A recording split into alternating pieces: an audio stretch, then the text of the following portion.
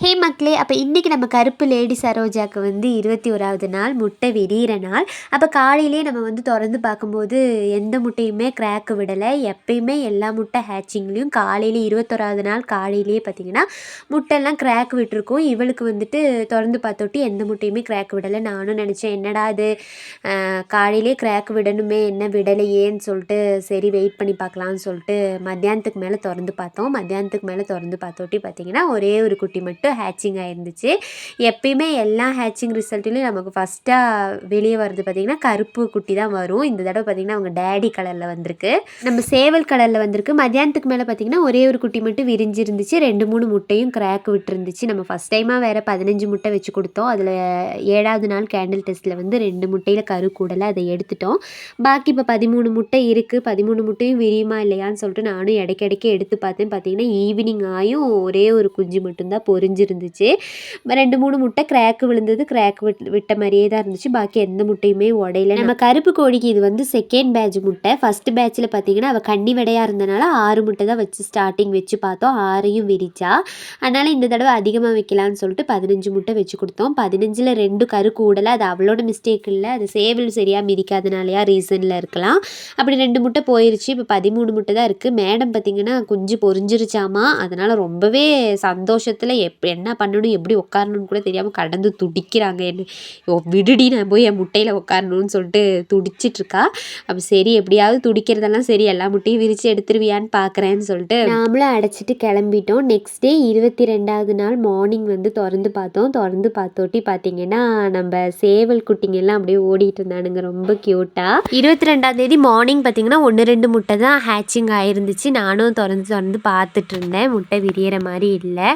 அதுக்கப்புறம் பார்த்திங்கன்னா நம்மளும் மூடி வச்சு போயிட்டோம். ஈவினிங் திறந்து பார்த்தோம். திறந்து பார்த்தோட்டி பயபிள்ளைங்கள்லாம் ஹேட்சிங் ஆகி வந்துட்டு இருந்தானுங்க ஒவ்வொருத்தனா வெளியே. இந்த நேரத்தில் நம்ம முக்கியமாக கவனிக்க வேண்டியது என்னன்னு பார்த்தீங்கன்னா, இந்த உடஞ்ச முட்டை ஓடெல்லாம் நம்ம வந்து எடுத்துடணும். இல்லாட்டி பார்த்திங்கன்னா அந்த ஓடு வந்துட்டு விரியாத முட்டையில் போய் ஒட்டிக்கிச்சுன்னா அடுத்து வர்ற குஞ்சுங்க விரிய முடியாமல் கஷ்டப்படும். அதனால குஞ்சுங்க வெளியே வர முடியாமல் இறக்கிறதுக்கு வாய்ப்பு இருக்கும். அதனால நம்ம வந்து உடஞ்ச முட்டை ஓடெல்லாம் எடுத்துடணும். அப்போ ஃபைனலாக 22வது நாள் ஈவினிங் பார்த்திங்கன்னா ராத்திரிக்குள்ளே எல்லாரும் ஹேட்சிங் ஆகி முடிஞ்சிட்டானுங்க. அதில் ஒரு முட்டை ரொம்ப நேரம் வெளியே வர முடியாமல் கஷ்டப்பட்டுட்டு இருந்துச்சு. நம்ம தான் பார்த்திங்கன்னா விரித்து எடுத்தோம். அது பார்த்திங்கன்னா ரொம்ப நேரம் ட்ரை பண்ணி பார்த்திங்கன்னா கோழி குஞ்சு ரொம்பவே டயர்டாயிருச்சு. இந்த மாதிரி ஸ்டேஜெல்லாம் போயிடுச்சுன்னா நீங்களே விரித்து எடுத்துருங்க மக்களே. நம்ம வந்து அதே விரிஞ்சு வரும்னா கோழி வந்து ரொம்பவே டயர்டாயிரும். ட்ரை பண்ணி வெளியே வர முடியாமல் பார்த்திங்கன்னா உள்ளேயே இறந்து போயிடும். நம்ம வெள்ளைப்புள்ளி கோழிக்கும் இதே தான் நடந்துச்சு. நம்ம வந்து பார்த்திங்கன்னா நம்ம அன்னைக்கு வீட்டில் இல்லை, அதனால நம்ம வந்து விரித்து வெளியே எடுக்கலை. அது பார்த்திங்கன்னா வெளியே வர முடியாமல் உள்ளேயே இறந்து போயிடுச்சு. அந்த மாதிரி இந்த கோழி ஆகக்கூடாது. நம்ம வந்து எப்படியாவது இதை காப்பாற்றிடணும்னு சொல்லிட்டு நம்ம வந்து முட்டையை பகுதி உடச்சிட்டு தலையெல்லாம் வெளியே எடுத்து விட்டுட்டு உள்ளே வச்சு கொடுத்துருந்தோம். உள்ளே வச்சு கொடுத்துருந்தாலும் பார்த்திங்கன்னா கோழி வந்து அந்த பகுதியை கூட வெளியே வர முடியாமல் ரொம்பவே கஷ்டப்பட்டுட்டு இருந்துச்சு. இதுக்கு மேலே நம்ம வந்து எடுத்து விட முடியாது. இதுக்கு மேலே எடுத்து விட்டோன்னா பிளட்டு வர ஆரம்பிச்சிடும். அதனால் பகுதி மட்டும் எடுத்து தலையை வெளியே விட்டுருங்க. கோழி வந்து ஃபுல்லாக ஹேட்சிங் ஆகுதான்னு பாருங்கள். ரொம்ப நேரம் முடிஞ்சு கோழி ஹேட்சிங் ஆகாட்டி அது வந்து டயர்ட் ஆயிரும். உள்ளேயே அப்படி வந்து இறந்து போயிடும். அதுக்கு நம்ம விடக்கூடாது. ரொம்ப நேரம் ஹேட்சிங் ஆகாட்டி ரொம்ப நேரம் முட்டை உடஞ்ச மாதிரியே இருந்துச்சு, அதுக்கு மேலே முட்டை வந்து உடைய மாட்டேங்குதுன்னா நம்மளே பகுதி உடச்சி அந்த கோழியோட தலையை மட்டும் வெளியே எடுத்து விட்டுட்டோன்னா அதுக்கப்புறம் உள்ளே வச்சு கொடுத்துருங்க. உள்ளே வச்சு கொடுத்து பாக்கி பார்த்தீங்கன்னா அங்கிட்டு இங்கிட்டு நகர்ந்து அது வந்து வெளியே வந்து அது உடச்சி வெளியே எடுக்கும்போது கொஞ்சம் கவனித்து மெதுவாக பார்த்து உரிச்சு எடுக்கணும். இல்லாட்டி பிளட்டு வர ஆரம்பிச்சிடும். பிளட்டு வர ஆரம்பிச்சிட்டாலும் கோழி ரொம்பவே டயர்டாகி இறந்துரும். அதனால் பார்த்தீங்கன்னா பார்த்து விரித்து எடுக்கணும். அது பகுதி விரித்து அதோட தலையை மட்டும் வெளியே எடுத்து விட்டோன்னா அதுக்கப்புறம் உள்ளே வச்சு கொடுத்துருங்க. பாக்கி எடுக்க வேணாம். ஏன்னா அதுக்கும் தொப்புள் கொடி இருக்கும்.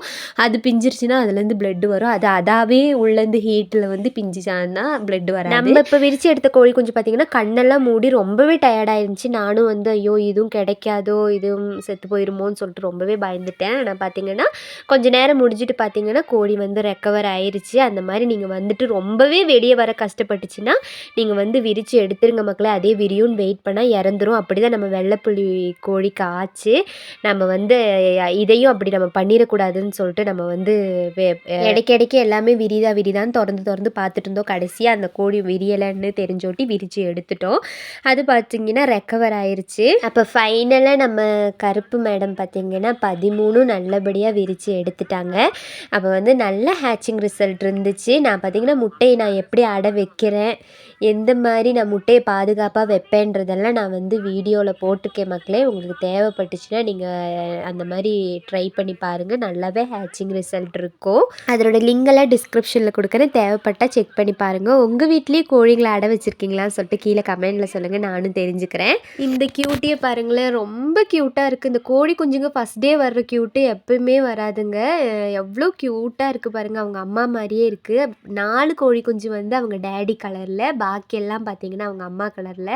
ரொம்ப க்யூட்டாக இருக்குது. எனக்கு இந்த ஃபஸ்ட் டே கோழி குஞ்சுங்க பண்ணுறதெல்லாம் பார்க்குறதுக்கு ரொம்ப பிடிக்கும். நான் பார்த்து ரசிச்சுக்கிட்டே இருப்பேன். இனி இவனுங்களை பெருசாக்கி எடுக்கிறதுல தான் பெரிய சவாலே இருக்குது. எத்தனை பேருக்கு ஆயில் நீட்டி கொடுத்துருக்காங்க கடவுள்னு தெரியலை. வெயிட் பண்ணி பார்க்கலாம். இப்போ வீடியோ உங்களுக்கு பிடிச்சிருக்குன்னு நினைக்கிறேன். அப்போ நெக்ஸ்ட் வீடியோவில் இவங்களுக்கு ஃபஸ்ட்டாக என்ன தீவனம் தண்ணியெல்லாம் கொடுக்குறோம், ஃபஸ்ட்டாக நம்ம வந்து எதில் இவனுங்களை இறக்கி விடுறோன்றதெல்லாம் நம்ம நெக்ஸ்ட் வீடியோவில் பார்க்கலாம். அப்போ நீங்களும் பார்க்க மறக்காம நம்ம சேனலை சப்ஸ்கிரைப் பண்ணிக்கோங்க மக்களே.